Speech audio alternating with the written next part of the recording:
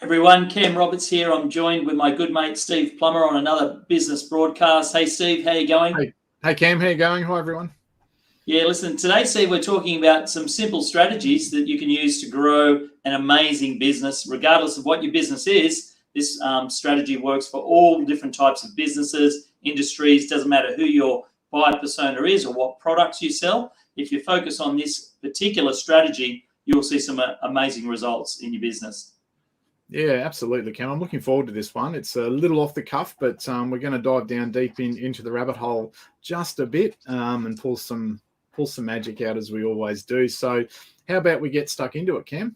Yeah, absolutely. So when we were picking the topic this week, Steve, we threw a couple of ideas around, and I said, look, one book that I'm reading at the moment is called The Pumpkin Patch. And this particular book called The Pumpkin Patch, he talks about, it's a business book, like for growing a business, but he talks about how farmers in the US, particularly, farmers in the US go in those pumpkin growing competitions. You know, when you see like the world's biggest pumpkin, Yes. right? Yes. And it's like as big as me, and it's like you can put wheels on it and drive it, right? Yes. Like, you know, there's a whole strategy behind growing a massive pumpkin like that.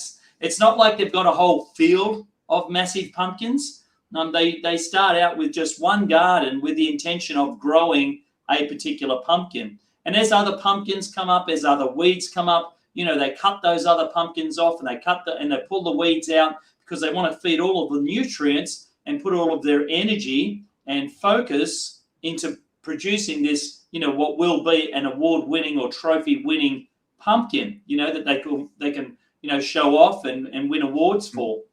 So the metaphor for that is also in business, like, you know, and he shifts that over to business and talks about, well, if you want to grow an amazing business, right? Do you want to grow like one amazing business, or do you want to kind of have this going on here and have something else going on there, and then your focus gets taken away because you're trying to grow watermelons and pumpkins, right? So that's part of that metaphor as well. And then he talks about also in the book talking about picking your best or only working with your best clients. Because when you work with your ideal clients or your best clients, you can produce the best results, aka you can grow a big pumpkin or grow an amazing business. So the analogy is that, you know, this pumpkin, the story of the pumpkin patch, is what a business is. A business is a pumpkin patch. And so the question is, how do you grow an amazing business? How do you grow an amazing pumpkin? So it's a really good book, and I thought we'd just throw that around today.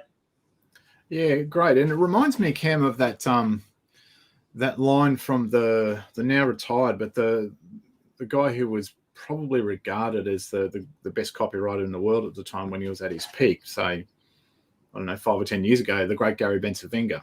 I remember hearing him speak live, and you know, he was saying that the secret to and using that same principle from a marketing perspective, the secret is to target your heavy users.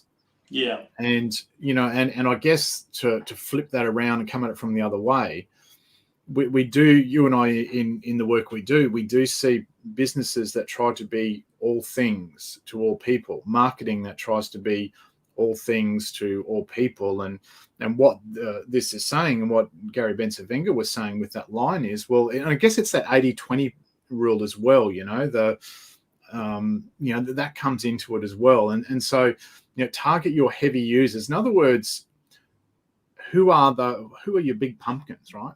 And his whole thinking behind that is that if, you know, you will then attract more of your heavy users, but you also get on those, the smaller pumpkins, if you like, are still attracted to it, even though you are targeting your ideal client / heavy user kind of thing. So it's a really interesting point. I think a really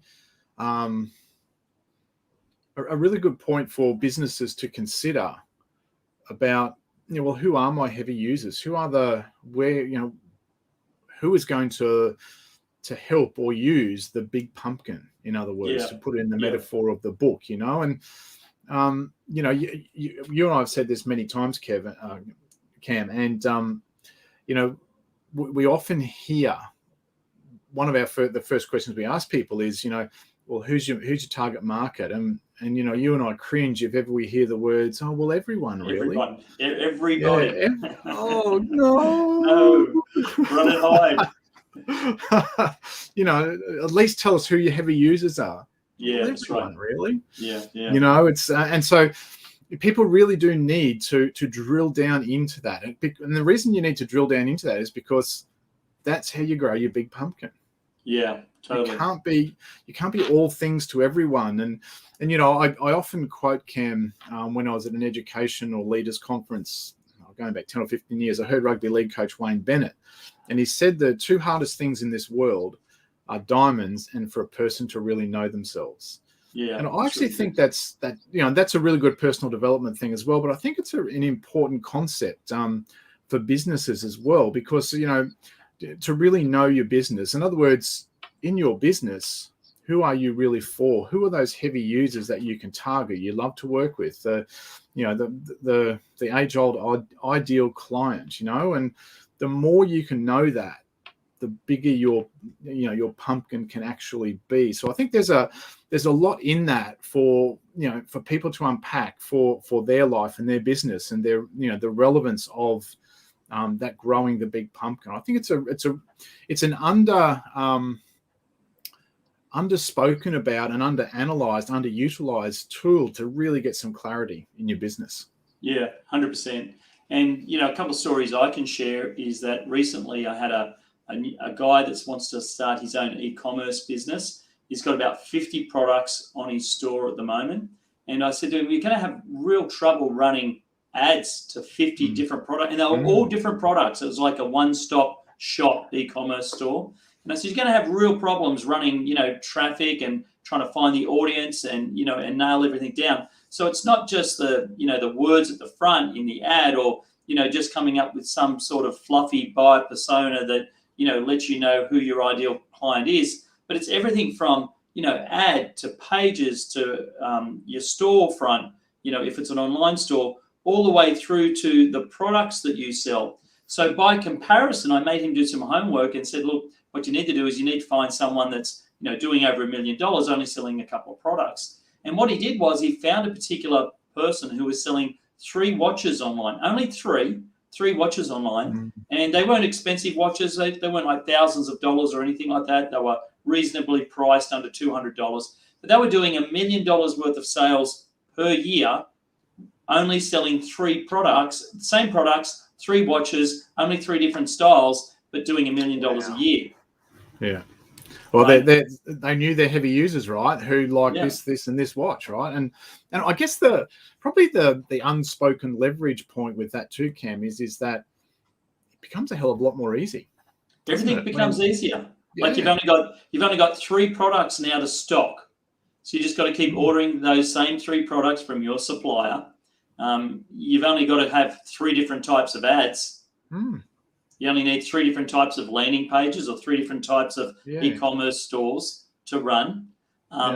Your marketing is all the same because you only have 3 products to sell at the back end with your automation or your email and SMS marketing or your drip marketing. You know, it's only always about the 3 products on offer. And you can talk about the lifestyle of having one of the watches and, you know, the benefits of having them and the styles and that sort of thing. But at the end of the day, everything in the business becomes easier because this particular person who was only selling 3 products grew a pumpkin. That was their pumpkin patch. So their massive trophy pumpkin isn't just one product, but it's a range of just 3 products. And they really dialed in on their heavy users, as you say, and really dialed in on those 3 products to grow $1 million business. Yeah.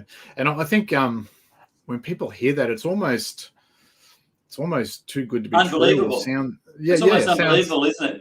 Yeah, it sounds too easy, right? And yet, I guess that's the whole point of the book, The Pumpkin Patch, and growing the big pumpkin. It's lasering in on that one thing because business doesn't have to be complicated. You know, let's find a need and fill. It's probably find a want.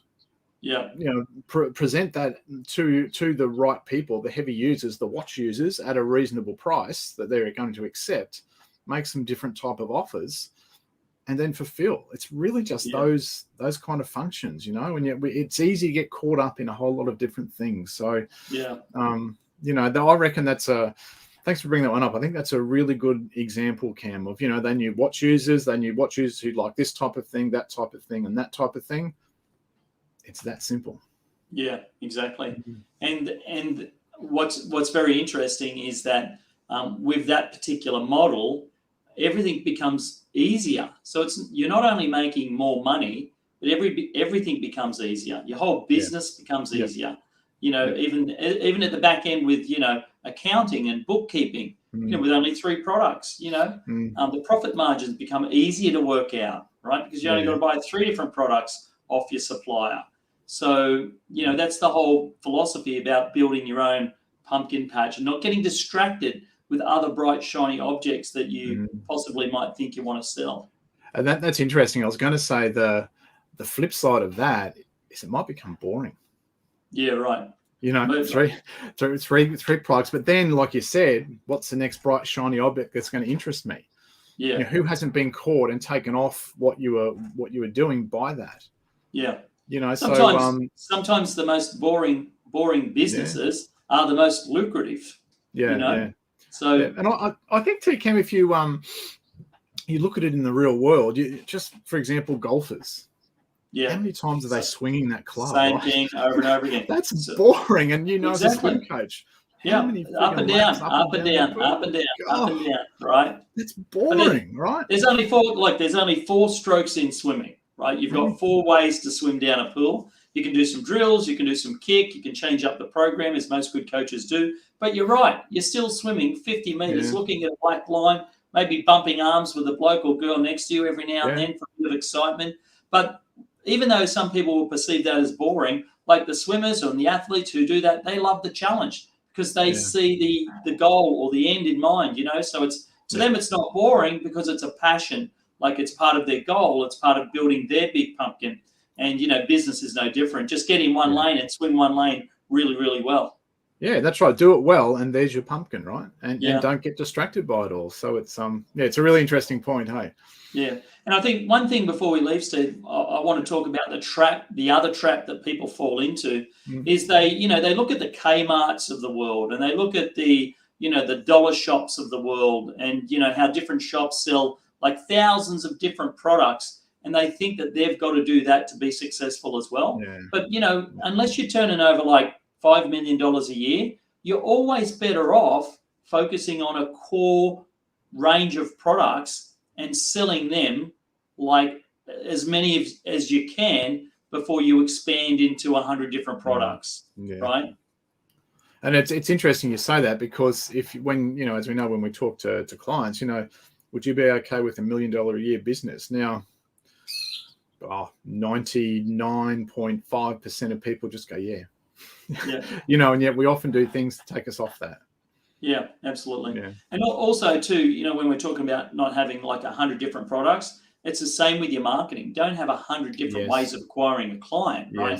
You don't need to be like Grant Cardone. You don't need to be like Gary Vee. You don't need 100 TikToks and 100 tweets. And, he's got a team doing all of that, right? Yeah. Just start off with one channel and dominate one channel. Like when Grant Cardone first started, a lot of people don't realize this, but when he first started, he just dominated Twitter. Like I forget what the number is, but it was some sort of insane amount of tweets per day. It was something like 30 or 40 tweets per day. And he would just be relentless about that on Twitter. And so, that's how you grow that pumpkin. That was his pumpkin, right? That was his pumpkin, right? So, if you're watching this and you think, well, which channel should I target even, right? Pick one, right? Pick wherever your audience is showing up. Maybe they're showing up on Twitter. Maybe they're showing up in Google. Maybe they're showing up on Facebook. Maybe they're showing up on TikTok. But just pick one and do that one really well, and you'll get the better results. Yeah, Pinterest, Insta, whatever. Whatever. Look at the numbers and then target your heavy users. Yeah, excellent. Yeah. All right. Well, that sounds good, Steve. So we've got some good strategies there for people. Yep. So, look, if they want to find out more about what we do or get our help, what we've done, Steve, is we've put our details in the comments below. So we've got your website there if they want to reach out to you and get some business advice and some advice on copy. And my website's there if they want to reach out and get some agency work done. We can do that as well. So thanks very much for that, Steve. All right. Thanks, Cam. Thanks, folks. We'll see you next time. See you all soon. Bye.